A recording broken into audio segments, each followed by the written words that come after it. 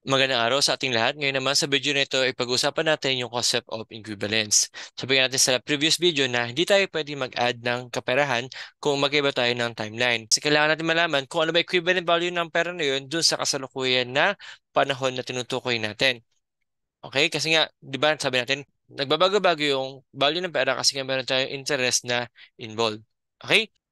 Then maliban pa dun sa kaperahan na involved sa atin, meron pa rin tayong iba na pwede natin i-considera sa pag nagkukumpara tayo. Kaya isang halimbawa dyan dun sa ating interest rate. Okay? Kasi di ba sabi natin, may iba't iba tayo ng klase na interest. Meron tayong compound interest at meron tayong continuous compounding. Then sa compound interest natin, meron pa tayong iba pang klase ng, meron pa tayong nominal rate of interest kung saan nagko-compound tayo semi-annually, quarterly, or bi-monthly, monthly. Di ba? So yung mga yun, pwede natin silang ipagkumpara. Para magawa natin yun, kailangan i-convert natin sila sa isang compounding period.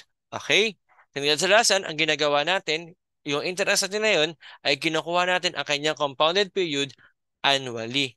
Okay? So, ang tawag sa compounding period na annually ay yung tinatawag natin na effective rate of interest. Ito yung actual or exact rate ng interest natin sa ating principal for 1 year. So, para ma-convert natin siya sa ating effective rate of interest, kung familiar kayo, ito yung sa formula natin na equals sa F, equals sa may P, multiply mo sa 1 plus R over M raised sa may M T natin.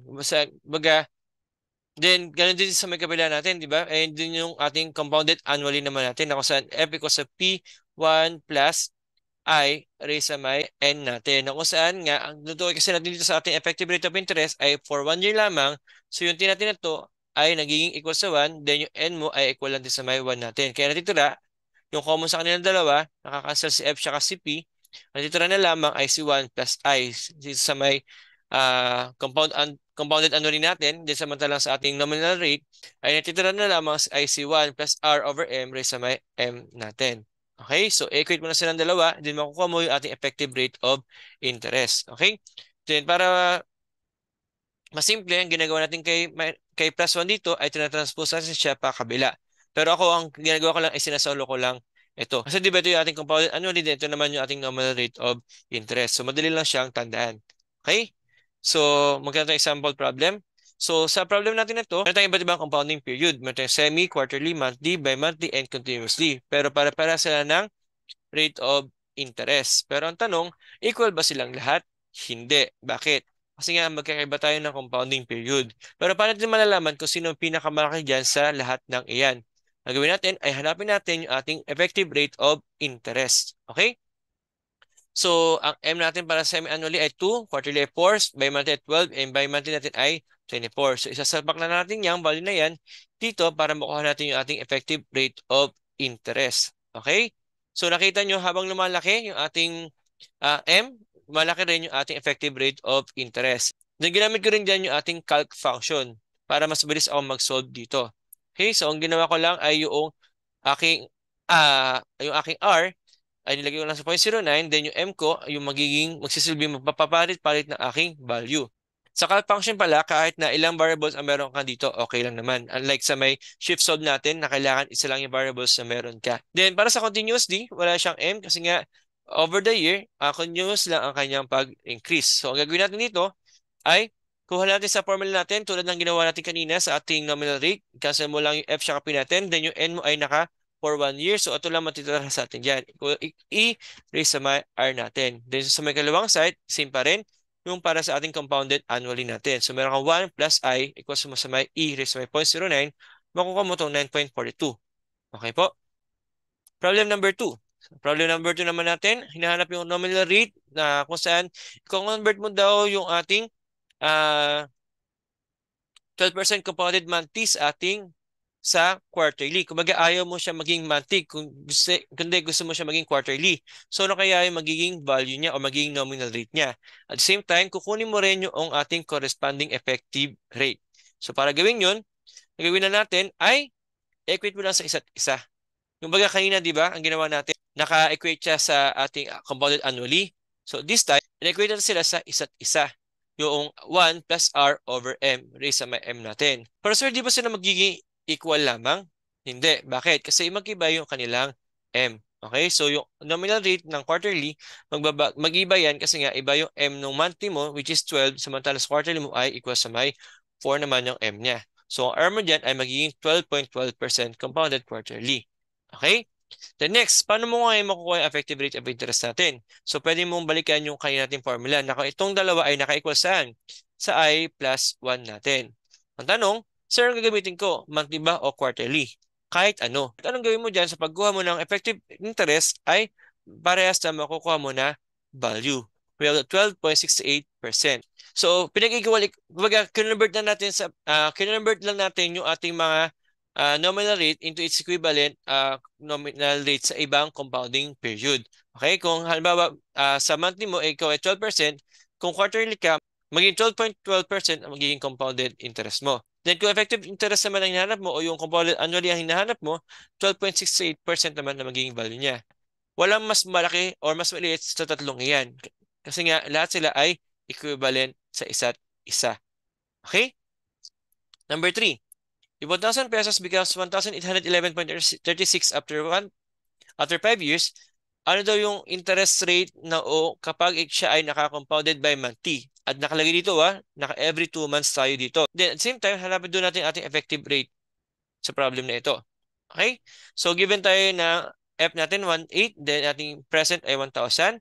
Hinanap si ating nominal rate of interest. So ang gagawin natin ay gamitin natin formula natin sa ating compound interest. So kung saan sa N ay yung ating years, mayroon kang 5 years pero nakamultiply siya sa M mo which is yung ating 6 dahil nga tayo ay by monthly every 2 months tayo. So 6 yan. Okay, then shift solve para makuha mo yung ating R dyan. Okay, so makuha mo siya ng 12% compounded by monthly. Then para makuha mo si effective rate of interest mo, pwede mo siyang equate dun sa may ating formula. Okay, so meron kang 12.61%. Silang dalawa ay equal. Okay, para mapapatunay equal silang dalawa. So imbis na yung aking 12% compounded by month na gamitin ko para makuha kasi 1,811, ang gagawin ko ay itong effective rate of interest ko. We have 1 plus 0.12, 621, 62, 4. Then i-raise ko siya sa 5. Bakit 5 na lang? Kasi nga annual na yung pagbabayad ko dito. Hindi siya by monthly na. And makikita nyo na parehas lang yung makukuha ko na sagot dyan. We have 1,811.36 pa rin. Okay? Kahit ano sa dalawa, ang gamitin ko, okay lang. Kasi nga, equivalent sila sa isa't isa. Ano lang magbabago? Una-una, yung R over M mo.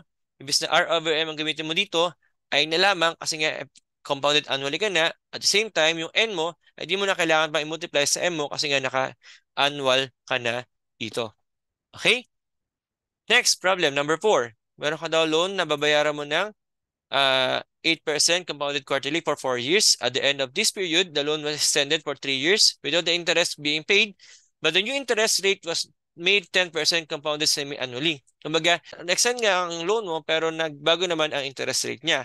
Magkano daw yung babayaran ng borrower at the end of 7 years? Okay, so ito ang ating original na cash flow. Meron kang create na 8%, M equals sa may 4. So, ang N mo ngayon ay 16. Bakit 16? Kasi nga 4 quarters ka per year, then 4 years ka, so meron kang N na 16. Pero after ng 4 years, nagbago ang interest rate, naging 10% na, semi-annually, kaya naging 2 dito. Then 2 times 3. Okay, bakit 2 times 3? Kasi nga, 3 years extend yung ating extension. Pero sa year 7 ka matatapos kasi nga 4 plus 3 meron kang 7. Okay? So para gawin yan, ang gagawin mo lang, yung 2,000 pesos mo, kukunin mo ang value niya sa ating 4th year.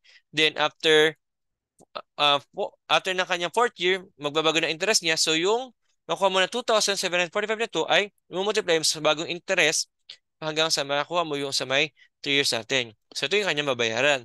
3,679.33 pesos. Okay? So, ano ang alternative solution natin? Pwede natin convert yung ating mga nominal rate sa kanyang effective rate of interest. So, ang magiging interest nila para makuha yun ay yung formula natin kanina. Then, ito na magiging bagong interest nila. So, ang 8% mo compounded quarterly ay magiging 8.24 compounded annually or effective rate niya. Then, sa ating 10% semi-annually ay magiging 10.25% effective rate natin. Okay, so ano pinagkaiba ng dalawa nila? Maging pinagkaiba nila ng dalawa ay yung M mo ay hindi mo na kailangan pang i-multiply sa years mo, then yung effective rate mo, ay hindi mo na kailangan pang i-divide sa M niya, or M mo ay equal lamang sa may 1 natin. Pero same pa rin ang makuha mong sagot. Okay? So wag ka lang magra-round up kasi pag nag-round up tayo, medyo lalayo yung sagot natin eh. Pero kung hindi ka magra-round up, makikita mo na parehas lang din makuha mo na sagot dyan. Okay, so ayun lang yung para sa ating video na ito. Pinapakita lang dito na pwede mo convert ang interest mo sa ibang compounding period pero same pa rin makuha mong sagot provided na mag-a-adjust dapat yung M mo. Okay? So, yun lamang para sa video na ito.